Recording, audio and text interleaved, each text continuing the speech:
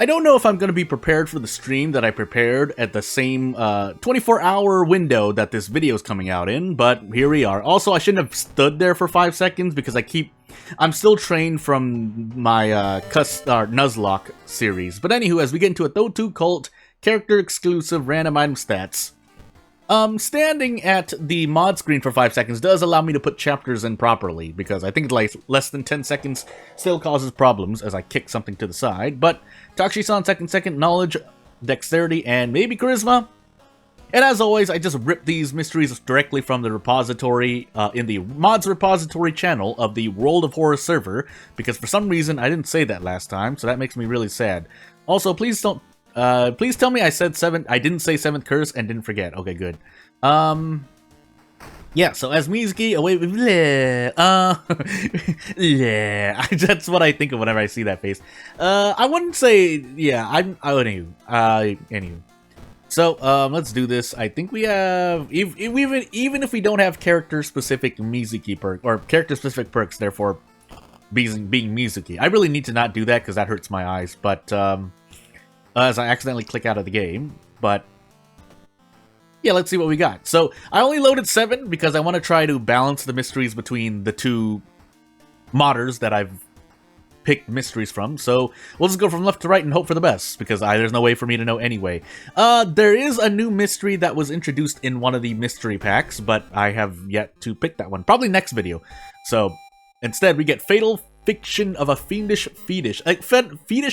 Fetus. I think all these I played before, mostly, so I'll still go over because, hey, things have happened. So, oh my god, Amy, did you hear? Did you hear about something at the hospital making a lunch out of the nurses? Question mark. Oh, that is right, but I'm just having some fun. No way, that's creepy. Is it some sort of wild animal? Animale? Bewildered, Mizuki turns to the two teenage girls gossiping nearby, alliteration. No, you see, I heard it's a child. A child? Yeah, like a newborn. Its mom died in childbirth, and now it's eating nurses in, like, revenge, I guess? I heard 2 nurses already got killed, and they say the police found them with their throats torn out. That's horrible. Please stop. I'm gonna have nightmares tonight. Alright, cool. This whole thing sounds like some sort of cheap horror movie script. Before Mizuki investigates, though, she should ask the girls some questions first. But before that, even that much, she needs to grab some allies, because this is an ally attack run, and we're hoping for the best, at least for plus stats. I could discard some students, but I don't want to do that, so, and since we don't have damage mitigation, I mean, I could go for the ghost ritual. I don't feel like it, though, so, I probably should have just grabbed it regardless, but we're here grabbing allies anyway, so. And if we get a ghost encounter, we're probably just gonna run. So, monument once, and away we go. Yeah, and away we go. So, yeah, let's try to think about what we're gonna do. Because I think I still want to do my Nuzlocke on vanilla, but that doesn't change the fact that I might do something else. Mizuki feels a bout of nausea coming when the teenager repeats a story to her with all the gory details. Apparently, a child was born a few days ago at the local hospital, killing its mother in the process. A series of strange events have then begun, culminating in the death of 2 nurses. They were bitten by something, and their blood was drained. So yeah. We have 6 allies, right? This should go moderately well. Yeah, moderately well. Charisma. Never mind. I'm losing my mind. Asking around the place, Mizuki learns that the room where the newborn is kept under observation is on the 4th floor. 4th floor? Did you hear that right? The kanji for death. There's no 4th floor on the elevator's control panel. Well, she'll have to use the stairs, I guess. Also, I haven't used the police station yet. I should probably do that. So yeah. What are my max threat level locations? Mansion, village, and, where's the high? Oh, school. I'm just gonna say village just in case. I don't remember these mysteries at all, obviously. So, away we go. Mizuki reaches the 4th floor only to find the door leading to the newborn's room locked. She spots a small office nearby. Maybe the nurse inside could be persuaded to unlock the door. That being said, I did make a lot of reading mistakes in the last episode anyway, so hey. She freezes. There's a fresh corpse of a nurse slumped against the wall. Check the corpse. Mizuki moves closer to inspect the wound. Part of the neck was bitten off, but strangely, there's almost no blood anywhere. Who or what could have done this? Hey, thanks for the experience. My reason, though. Mizuki's reason. She runs downstairs and alerts the personnel about what has happened. After the police arrive, the chief investigator asks her to come to the police station within an hour. Don't worry, we just need to talk to ask you a few questions about this mess. Somehow, the police don't even consider you a suspect in this gruesome murder. Ellipses. And, Tanaka will be with you shortly. Auta, the young policeman, takes her to the waiting area. Please wait here, alright? Alright, cool. Unfortunately, perception failure, so Mizuki waits several minutes before the detective arrives. He questions her for about half an hour, and it feels like a complete waste of time. Deep inside, she thinks it's the hospital that has answers to all of his questions. The detectives. After leaving the police station, Mizuki makes her way to the hospital, thinking maybe there's another way inside the locked room on the 4th floor, which also gets to me in turn. Well, not gets to me, but the way that police are considered, are titled in Japan and America, has kind of mixed me up at times, because I was definitely doing a thing like translating, and yeah, I almost made a mistake. But anywho, Mizuki walks through the door labeled authorized personnel only and looks around the corridor. Nobody's here. With a little bit of luck, she should be able to reach the 4th floor without the staff finding her. I guess, no, I'm not going to say what I was going to say. So, anywho. And meanwhile, here in the Doll Nurse, we do things, so, I can't equip any of these yet, so we'll do our best to grab things, but it'll be nice damage, as long as I don't... is that still the bug? I mean, I could test it out, but I don't want to, so... If you want to test it out yourself, equip an item and throw another duplicate of the item in your inventory, and see if your inventory gets bugged in the way that it says there's, like, say I have 4 items here, I have a branch equipped, I throw the branch, and if it still says 4 out of 4, but you can only hold up to 3 items, then you know that your inventory is bugged. But anywho. It shouldn't happen, but you can kind of circumvent it, now that I know it can be circumvented, so it's not really the highest priority bug, so yeah, anywho. I actually want a branch because of strength reasons, so let's just store these 2 things for now. We equip the branch, and then we get moving. Maybe, it might even be specifically fast to equip things. Again, I haven't really been able to test out a lot of bugs because of how much things I'm doing in real life, but I trust the community, and they've reported a lot of good bugs anyway, so... And there's still a lot of things that are being confused, like I think zero statting is the most often non-bug report that has been reported. And again, that's because it's not really explained. I don't think it is explained anywhere. So, yeah, in-game anyway. And obviously, if you come into the community and ask about that, everyone's going to tell you that zero statting, or a stat hitting 0, except for, I think, luck, question mark, causes your doom to shoot up to 100%. And I believe, if I said so in this recent stream I did, but the reason for that, I think, is that the developer wanted to add in specific game overs for each stat hitting 0, but there's only so much you can do with the time you're given. So, Mizuki ends up where she was last time, in a small office where she found the nurse's corpse. This time, she manages to find the keys to the rooms on the floor. She grabs them and makes her way to the nursery. After unlocking the room, she gently opens the door into the nursery. Hello! I'm sure that'll give someone nightmares. She enters the room and looks inside the crib. The newborn is staring at her, not with eyes, but 2 grape-sized black holes. My words. It grins, showing its fleshy, toothless mouth. I feasted well, it speaks in a coarse voice. That was not a coarse voice that I gave it, but that it makes Mizuki shiver. You're lucky that I'm full, I think I'll spare you. Suddenly she realizes that this grotesque thing is rapidly deforming? No, not deforming, it is regressing into earlier stages of development. Its hands are shrinking, its body growing smaller and less defined. Only the large head and those black eyes remain constant. I'll be back for you, though. You smell so tasty. Suddenly, the shriveled body explodes with a disgustingly wet pop as I check something on OBS quickly, spraying the inside of the crib with a combination of dark blood and brown pus. Mizuki recoils in disgust when the sickening smell of rotting fruit hits her nostrils. Shaking, she hastily leaves the room and sneaks outside of a hospital, making sure to avoid the staff, as she doesn't think that anyone would believe a story about a talking, flesh-eating newborn that exploded into a gory mess. Returning home, she can't help but remember the child's last words, especially about that fact that time finds her tasty, avoiding a boss fight at least.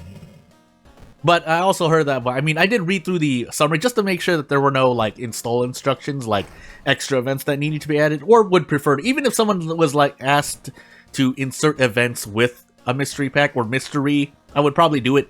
So, but that wasn't the case, so I didn't need to look at anything. So, trepidatious topic of a teenager's tunge. Daigo, one of Mizuki's young neighbors, has not been seen for the past few days. People started circulating rumors that he became gravely ill. I wanted to say something, I forgot. His mother refuses to speak with anyone about him, only adding to the weirdness of the whole situation. Mizuki decides to check on the poor guy, or at least find out from his mother what's happening to him. After all, how bad could it be? She reaches the top floor where Daigo and his mother share a small apartment. Daigo's mother opens the door when she rings the bell and smiles sadly. It's you. Well, if you really want to know, come in and see for yourself. You won't believe me otherwise. Okay, as everyone crowds into the apartment. When everyone enters the living room, Mizuki freezes Daigo sitting on the sofa, staring at her. She sees that his tongue is unnaturally long, almost reaching to his knees. She asks Daigo's mother how it has happened. Well, we have no idea. A week ago, he woke up complaining about a headache. Since then, it slowly grew bit by bit every day. It's 1 meter long already. Can we help? I need to grab some groceries and visit the hospital to ask the doctors if they can help Daigo. Can you stay with them for a while? She agrees. Daigo has trouble talking, eating because of his tongue. His mother returns after a few hours. She says the doctors at the hospital have never heard of a case like this, so doom increases by 3. Daigo's mother walks Mizuki and her friends to the door and asks for another favor. Because of his condition, Daigo has already skipped a week's worth of school. Would you go to the school and ask his teachers what material he's missed so far? I'm so preoccupied with this condition that I didn't have time to do it myself.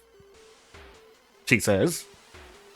I'm just gonna obliterate my reason for the sake of experience and get nothing. Signed contract I think is okay, but it's not the best, I'll admit. The teachers were sympathetic.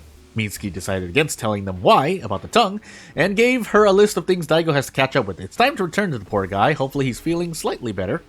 Everyone, crowd in. I'll crowd in, please. When she returns to Daigo's apartment, his mother is thankful for her help. She notices that she has a ruler in her hand. What? No. Corporal punishment. Daigo's mother smiles sadly, Corporal, and turns to face her son. I've decided to measure his tongue every day, and I just took another measurement. It grew another 60 centimeters since this morning. Why do certain countries still use the, other system? But it's growing faster. Am I gonna die like this? I might die like this. If I die like this, well, depends how far I got. Next day, Mizuki starts to wonder how does one's tongue start randomly growing in length. There must be some sort of underlying medical condition for this, right? Daigo's mother must have already consulted the doctors, but she wonders if they've missed something. She decides to ask them herself, but not before resting, because she doesn't feel well. And away we go. But, oh no, spooky elevator. Well, I could die here, but I have to risk it though. Doctors shrug and are confused about Daigo's condition and have promised to find some solution for it. Sure that they've told Daigo's mother the same thing. Mizuki slowly makes her way back home. Alright everyone, let's all camp out in the apartments. Gotta do things. It grows longer. She enters Daigo's apartment to check on him, only to see his mother standing in front of him. She gasps when she notices a meat cleaver in her hand. Rethink this, please. Please. Not enough room, meat cleaver. Calm down. How could I ever be calm about this? She drops the cleaver and hides her face in her hands. Mizuki grabs the cleaver, which disappears into an old god's hands. It grew even longer. Now it's 2.5 meters long. This is terrible. He's a monster. A bakemono, Daigo's mother runs out of the apartment crying. That's not the exact phrase I'd use, but we lose reason for that. And it's disappeared into the aether. Whoops. I mean, this is still just as good, but unfortunately, I do need to rest because I might still die here. It depends. She can't abandon him like that. Mizuki asks Daigo for some patience as she goes to fetch his mother back. No longer able to speak, all he can do is gurgle, grumble, roar, and nod his head. What did I just reference? Anywho. No spells to forget, so we're really in an oof situation. Unless I go to the tree. I don't want to, though. Mizuki finds Daigo's mother and she agrees to return. When they two return, she suddenly screams and falls backwards in terror. Am I gonna be okay here? Mizuki runs inside along with everyone else and finds Daigo sitting on the floor. She gasps in horror when she realizes that his own tongue is wrapped around his neck and is choking him. She rushes to help, grabbing onto the slippery tongue. Only then she notices something at the very tip of it. Is that a mouth? The monstrous tongue lashes out at her, quickly unwrapping itself from Daigo's neck. Please only do stamina damage. I don't remember. Oh, something else, yeah. So, as we eat 5 snaps. So, apparently, because things are properly scaled now, thankfully, I want to say more than a few modders have the reason to now nerf the encounters, because scaling correctly works. So, get this off me, everyone, as best as we can. Although, I would like to brace. I don't think I can. Can I? No, I cannot. So instead, we go for the double 40%, and hope at least... No, wait. We have these. That's the whole reason we sat at the dullners thinking. And if we're so unlucky that we don't hit this kick and roll 10, then I would be very sad. You look like you could use a smoke after being choked by that tongue. Choking and gagging, Daigo leans forward and vomits the strange creature out, along with the copious amounts of blackish blood. As for the eldritch tongue itself, its spasms come to a stop in the large puddle of the dark liquid as everyone stands around to look at it. Mizuki's neighbor gasps for air as his mother helps him back onto his feet and moves him to the nearby sofa. Much to the relief of the two, Daigo's already looks much healthier and has even regained his ability to speak. Arigato, he gasps, wiping his forehead with a tissue, slowly calming down. Yes, I said that as a joke. That's when Mizuki notices that his mother, her eyes fixed on the dead alien tongue, has grabbed a ruler. She asks what the heck she's doing. I just want to know, Daigo's mother says with a trembling and singing voice. She kneels in front of the creature's slick corpse and takes the final measurement. It was 4 meters long. Daigo's mother has the remains of the alien creature destroyed at the crematorium ran by one of her relatives. Daigo soon gets better and returns to school, but since that terrible day, Mizuki is continuously conscious of her own tongue and can't find a place for it in her mouth. It feels like it doesn't belong in there. And now the air feels heavy. It's hard to breathe. But, anywho, I think I want to go up because I'm pretty sure that the last 4 slots here are still kind of cursed by the Eldritch gods. So, hopefully that's not the case as we go into a mysterious enigma of a manic episode. Mizuki wakes up in the morning and can't shake the feeling that something is off, and it's not her tongue. She knows that you're supposed to take the train today to the village outside of town and investigate a shrine that girl disappeared at last week, but is it such a good idea? Well, let's find out.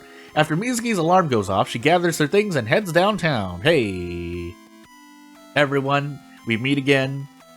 Old friend bold, but chat. Fine. After her alarm goes off, she gathers her thing and heads downtown once again. Oh, please don't tell me that I've done something wrong. The crash. So at least we'll do the other 2 mysteries, but yeah, so that was that. Let me just do a thing really quickly, and let's be sure. This is staying in the video, by the way. I'm not even gonna make a cut because I can do this. Question mark? Can I do this? I can do this. So we can do the thing and quickly take out another mystery. But I will repeat another mystery because I feel like it's well deserved. So we'll put this mystery in, and I will quickly get back. Not that timestamps will really help here, but hey, if we can get more different, a variety of mysteries again, then hey. But we'll see. Maybe that was me though. I don't feel like it was. I'm checking really quickly because now I'm scared. No, it shouldn't. Anywho, no, I'm not gonna say what I was gonna say because I'm thinking of a thing, but I don't know if it's true. So, Herald, Knight Errant, all perks, Yashiro. So, away we go. And if we die, so be it. At least we get through, theoretically, well, 2.5 mysteries, but technically 3. So if I die in the second mystery, it's not so bad, maybe-ish. No, I want to die at the third mystery. Strength, Dexterity, Takshisan, Light, second mystery, and Charisma, maybe. And this video is definitely going to be longer. I still want to take my time through these mysteries, though, so let's be sure. Yeah, let's be sure. So, my eyes! Man, okay, thankfully I slowed down right as I got the rumor, and yeah, let's put on a cool sweater, and go. Just making sure, though.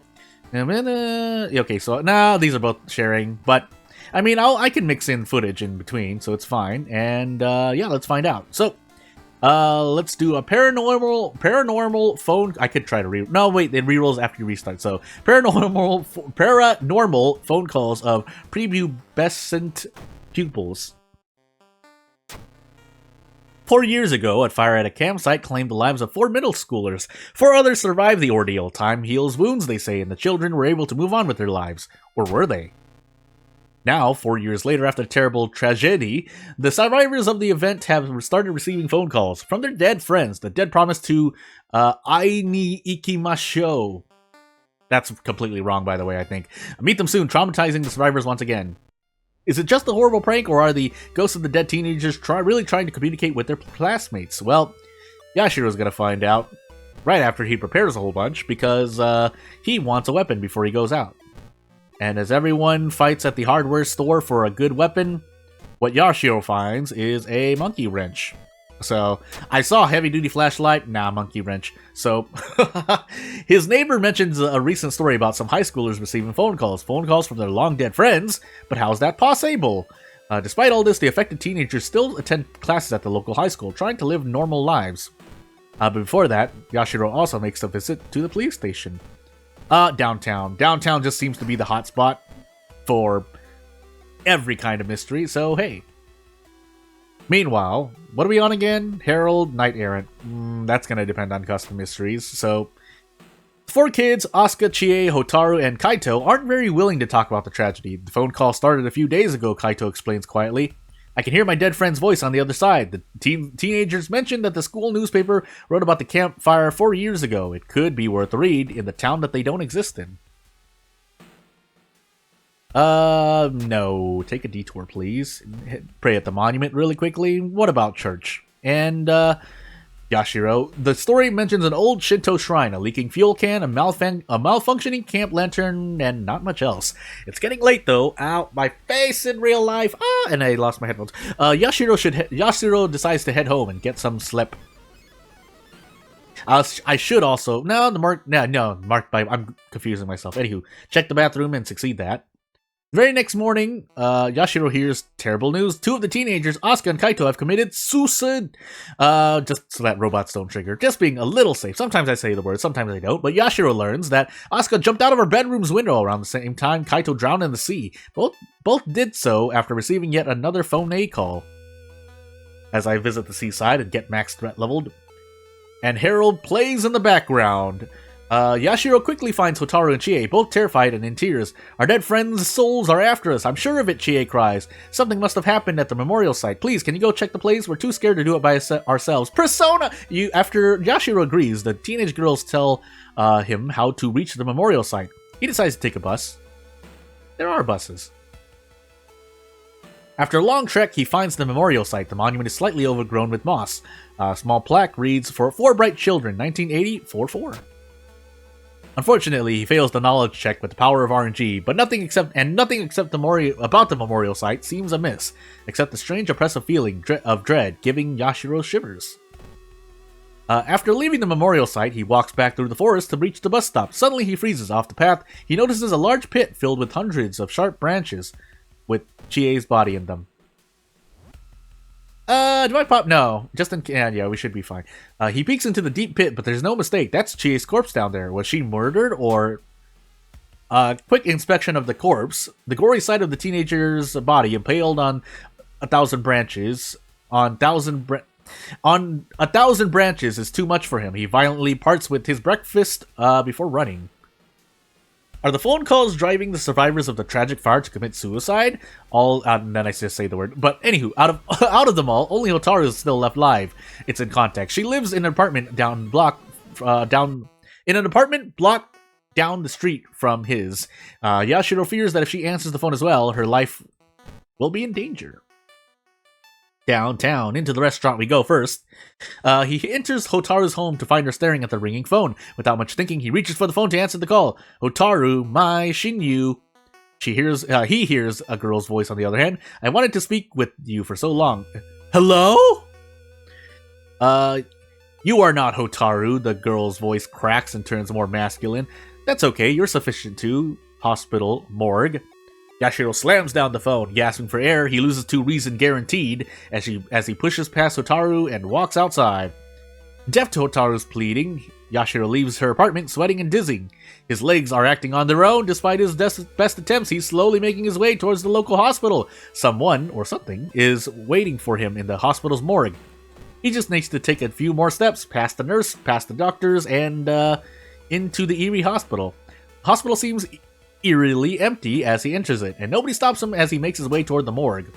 He pushes on the door's handles and prepares himself for pain. When he enters the morgue, the door slams shut behind Yashiro. The floor in the middle of the room bursts into flammes that quickly grow larger and larger.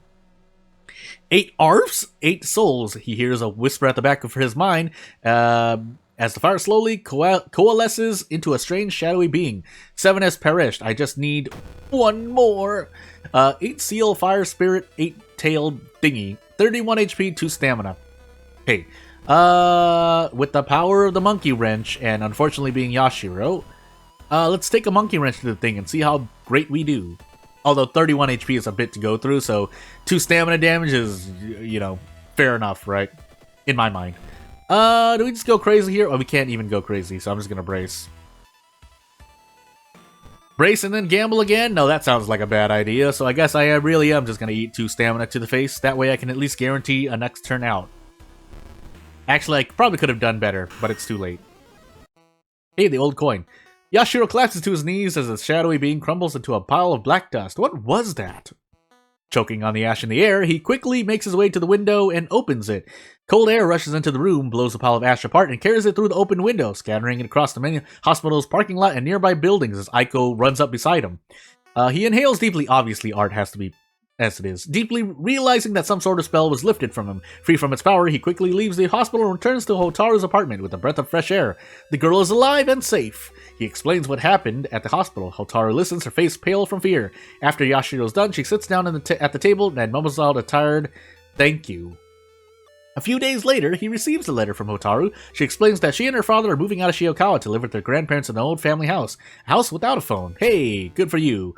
Unfortunately, with the fire spirit banished once and for all, and Hotaru moving, well, fortunately, Hotaru moving out of Shiokawa, he believes it to be the end of the story, but unfortunately, sometimes, when talking on the phone with other people, he thinks he can hear a faint whisper on the other end of the line, asking him to go to the hospital morgue one more time. Hey, ending A. But we have an old coin. Road's closed though, so I'm crossing my fingers as I decide on whether just dodging out of footage and cheating a little bit, but hey. Let's do other mysteries first then.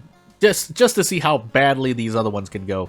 I'll probably take tongue last. So, rabid rhyme of a rapacious raven. Is that how you say it? Anywho. Little raven, hungry raven, living in a deep dark hole. My friend was very craven, so the raven ate him whole. That's not how it's probably supposed to go, but hey. This dreadful rhyme is making its rounds around Shiokawa primary schools as of late, and more children are memorizing the lines and singing them at random times. And when the song is sung, a child is fated to disappear. They disappear overnight, right from their homes and from their parents' hands, never to be seen again. Losing an arm and a leg and wondering how they bleed out. The parents do. The police is hopeless. I feel like that is somehow right. But anywho. Well, police are hopeless. The parents in the town are borderline hysterical. Is there a way to stop this madness? A nearby primary school had several of its pupils disappear in the past few days. Maybe one of the teachers can tell Yashiro about the morbid case. What did I do? 5 dexterity, I believe. I don't believe. Why did I believe? I've heard that Mrs. Redacted's twins disappeared last night. Poor woman, says one of the teachers. After some persuasion, he gives Mrs. Redacted's address to Yashiro. She lives in a 2-story house down the street, downtown, next to the restaurant again. Numerous ravens are perched on rooftops and power lines nearby. The birds are watching his every approach to the woman's house with curiosity and total silence. No, we can wait it out and lose Doom. Finding a good spot, he waits for the birds to leave. It takes a whole hour before the flock suddenly takes off into the air, letting him proceed without being harassed. My little girls, I was watching them in bed as they slept and turned around to put away their toys, and the next moment I knew they were gone. The door and the window were closed, but they disappeared anyway. Maybe this little hungry raven is some evil spirit or a demon? Hopefully Yashiro can find some leads in the local library where you too can still read books. Because libraries, I heard some libraries in real life were in need of help. Can you just take my reason and go, by the way? From an old folklore book, Yashiro learns about flesh-eating ravens, flesh-eating ravens or flesh-eating ravens which tormented a certain village. As it turns out, that village is not very far from Shiokawa. When Yashiro arrives at the village, he immediately notices that it is strangely quiet here. That's because I switched the pronouns, so hey. Pronouns? Am I saying the right? Anywho. Well, before we do that, though, let's go grab into Frostbite Land. Or grab a katana. Or fail to grab a katana. We'll rest once. The villagers haven't heard anything about the disappeared children, or any demonic birds, for that matter. They do tell Yashiro that there's an old lady who's terrified of ravens. She lives in the lone cottage in the middle of the rice paddies. But let's go on this street first. Unseasonal floods have also closed many of the roads, so... Yashiro finally approaches the door to the cottage and politely knocks on it. An old woman opens the door and lets him in. When he tells her about the disappeared children and the raven rhyme, she gets wide-eyed and in terror. And then we visit the shrine for a moment. The old woman grasps at her head, hiding her face in her hands. Oh no, that accursed Brute is back! Please, for your own sake, don't even think about going after it. Just turn around and leave. Forget about these children. Let the old god eat everything. I beg you. Well, Yashiro's not charismatic enough, so the old woman becomes hysterical and starts yelling. He decides to leave her before she even gets more violent. And I lose stamina. Walking down the road from the old woman's house, Yashiro suddenly hears some children crying in the distance. It's coming in the direction in the forest. And Yashiro runs in with a monkey wrench in hand and a crucifix in the other. And just forgets about that cave. As he roams the forest, the children's crying is fading as he approaches it and gets louder as he turns his back on it. He gets an idea. Turning his back at the source of the crying, he carefully walks toward it. Walking backwards? Lost and found, Yashiro roams the forest for several minutes until he finds the source of the crying. Two girls about 8 years old each. Seeing him, they quickly run towards him. But when Yashiro turns around, his way back is blocked by trees he could swear they weren't there before. The village can't be that far away, right? He tries to backtrack his way out of the forest, but it seems he's going in circles. He always ends up in the same spot where he first found the girls. Then he hears the rustle of raven wings behind him. The raven, capital R, perches on the branch of a dead tree and stares down at him silently, its eyes empty and pale. Every fiber of his being is telling him one thing: grab the children and run! Be a craven! He grabs the children by their hands, turns around and flee. He runs in a straight line, but to his terror, and horror, he ends in the same area as he was before. The raven caws and laughs at him triumphantly, its beak unmoving. Darkness starts to surround Yashiro as the raven's body begins to deform. And we start losing Doom. Can I do anything special? No. 40%. Yashiro.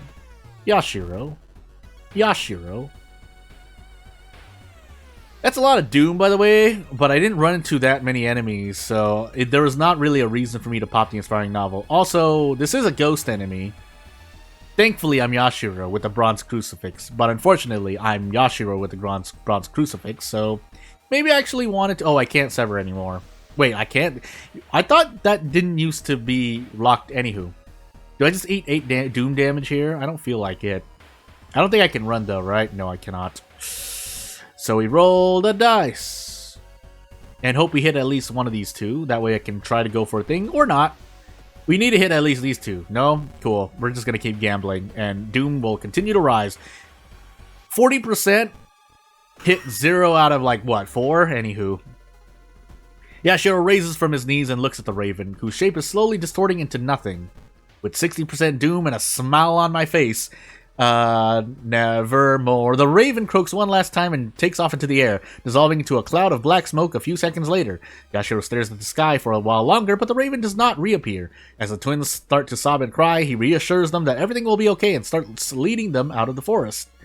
Half an hour later, he reaches the village and takes them to a local inn. The inn owner quickly calls the police when Yashiro tells him what has happened and explains who the children are. After the police arrive, Yashiro's questioned about the missing children. The detectives listen attentively to his story. When he mentions the encounter with the ghostly raven, they look at each other briefly. Alright, I think that'll be all. Thank you for answering our questions. Have a nice day. The police lets him go without further ado. As he walks back to Chiyokawa, he cautiously eyes every raven he happens to pass by. Twins are safely returned to Mrs. Redacted, and she personally thanks Yashiro for finding them. However, all the other children that disappeared during the Raven Rhyme Panic, as the media dubbed it, are still missing to this day. Yashiro can only hope that by banishing the demonic bird, no other child will suffer the same morbid fate. And we're still knight errant. As looters and a weird epidemic happen in town, and we get nothing else for our troubles, yeah, we're gonna die to doom, but at least we're gonna showcase the mysteries, right? Question mark? Let's find out. Reason, by the way. And into the traversing the trail of a tenacious thief next. It's been a long day, honestly.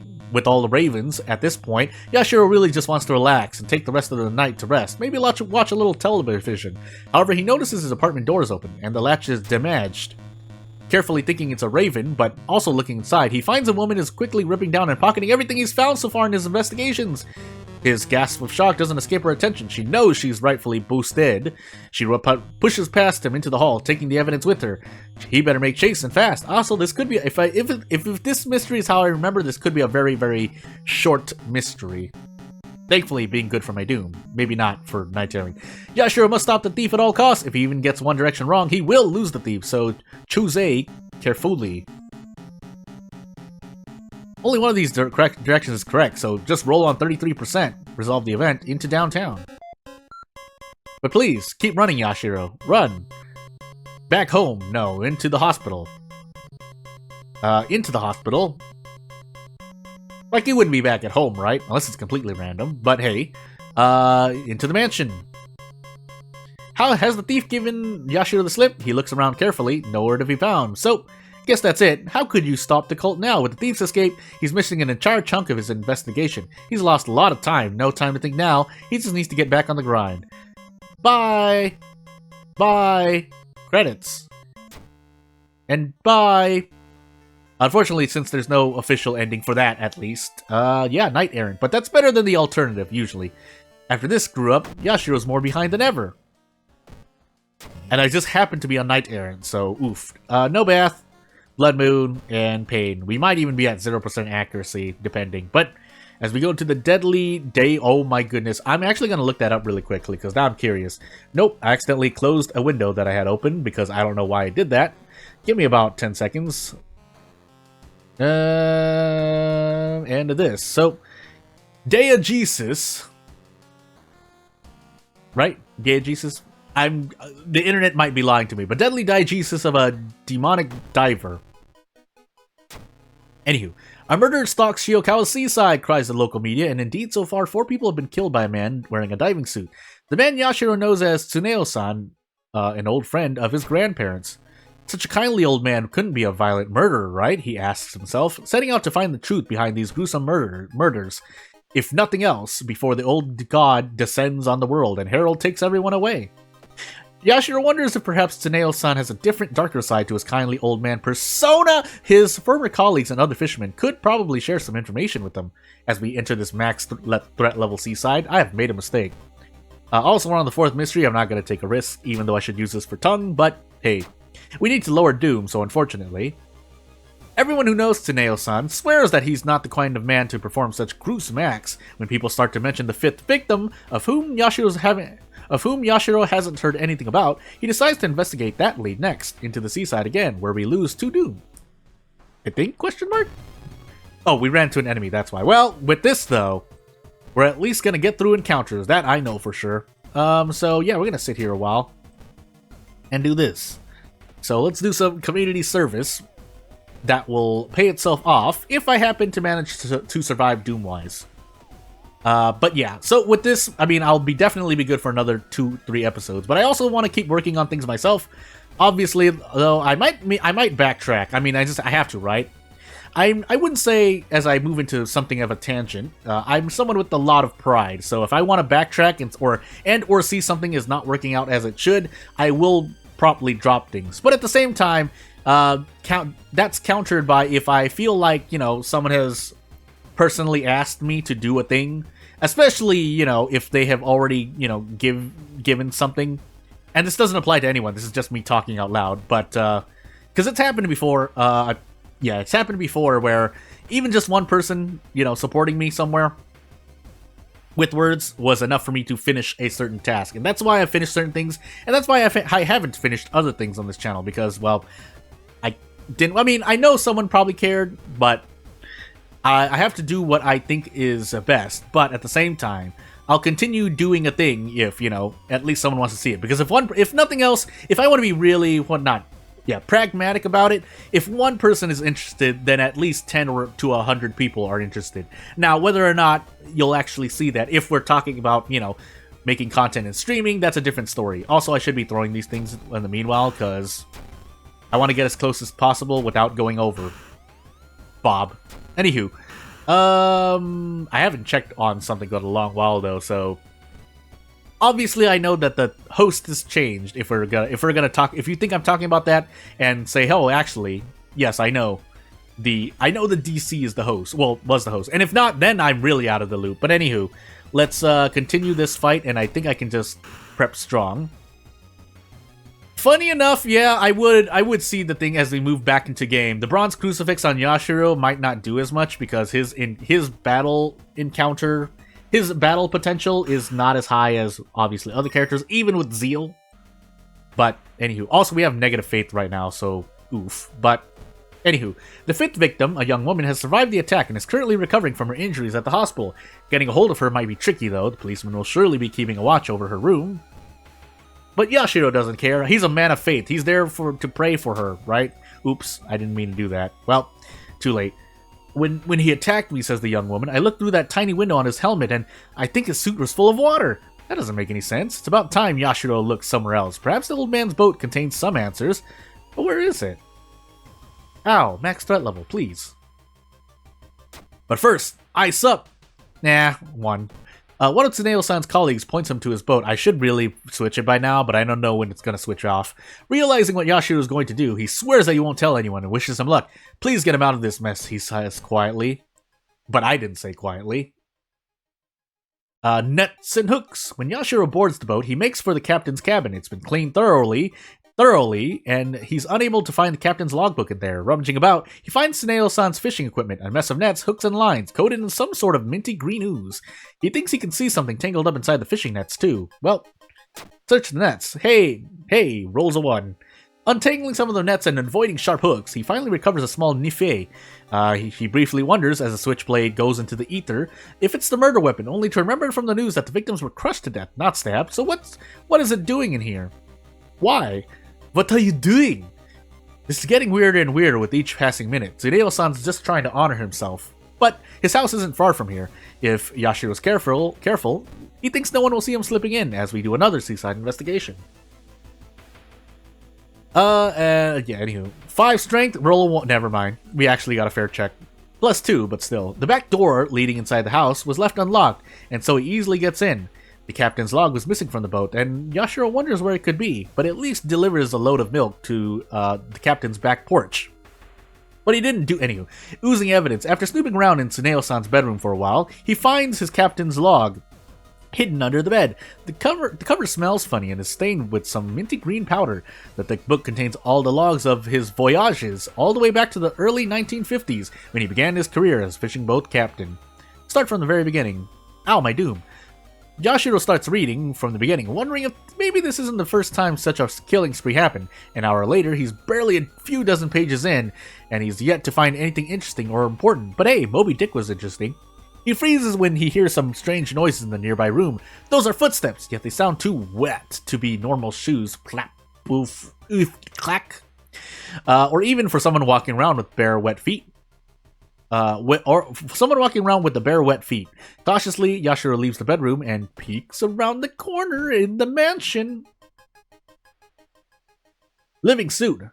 Yashiro gasps in horror when he comes face to face with Tsuneo-san's diving suit, which is moving on its own. Run! He tries to run past the diving suit, only for it to swipe at him. He stumbles backward as the diving suit steps closer. Yashiro looks at the diving suit's helmet and sees that it is full of minty green ooze. Terror of the deep. Calcinite? 3 stamina, 38 HP. Well, we'll do our best, because we at least have 12 damage to throw. If you don't, boy, is this going to be a heck of a thing to chew through. And I don't think I can brace into anything meaningful, so, 75%. Thank goodness I don't have... Oh, we do have Blood Moon. Well, hey. Swing for the fences, Yashiro. Swing for the fences, Yashiro. Okay, good. You need to at least hit this one. Okay, good. My RNG isn't in the drain. This diving suit, however... Otherwise... Finally, the suit-clad monster loses... Oh, that's because we also had bonus damage. It loses its cohesion as with the corpse dust, and collapses from Yashiro's relentless monkey wrench. Thick green ooze starts to leak from the holes and from between the seams of the diving suit. As more and more of ooze gets exposed to dry surface... As more and more ooze gets exposed to dry surfaces of Tsuneo's house, exposed to dry surfaces of the house, the ooze starts to slow down until it begins to solidify. Within a minute, it becomes brittle and starts to crumble on its own. In the end, all that remains of the aquatic beast is a damaged diving suit and a heap of minty-colored dust. Yashiro carefully steps over the mess and heads for the exit, not before, you know, getting some of the dust on his fingers and licking them off. Ew, that's disgusting. A wild, disturbing thought comes to him in that moment, though. If Tsuneo-san brought one of these slimes with him by accident during his latest fishing trip, then are there others like it out there, swimming in the depths of the sea? With that slimy monster destroyed, no more people will fall victim to its primal violence. Thanks to the survivor's testimony, as well as an alibi provided by his family, Tsuneo-san is released by the police after a few days. Although he never sets out to the sea again. Ending A. Pain. People start stocking up as they prepare for Harold's arrival. But before that, we'll do our best. We lost Bat, so into Tongue we go, so we can fight a boss that's super buffed. So we know what's going to happen here. At this point, though, we're hoping that good things happen. And if not, well, into the thing until we die. Oh, that's right, that's guaranteed doom. Never mind, we do have to visit the monument twice. And if it asks for stamina, so be it. But we'll continue onward. Because I did rest, so theoretically, maybe I shouldn't have rest. Haha. What a fool I am as I proceed to heal stamina, because otherwise I die. Daddy's girl, please, to try and survive more with stamina, but I think I have to one-shot this boss. Also, I might as well take these out, so yeah. Oop, I can take more out. So, let's find out. But if nothing else, you know, I might as well just say it now. Yeah, let's, you know, if you want to support me long-term, please subscribe to the channel. Otherwise, I'm opening memberships in about several days, and if there's anything wrong with that, please let me know. That'll probably be the second to last time I say that. Because, yeah, I mean, I don't want to keep flooding you with things that you may already know. Oh, that's right, that's guaranteed. So, I guess this really is the end. We get a meat cleaver, but, oh, no, the tongue, no! Yashiro's like, oh, the craziness. But, yeah, I guess I'll see you later. Thank you for watching, and if you have anything you want to say, you know what to do. So, bye!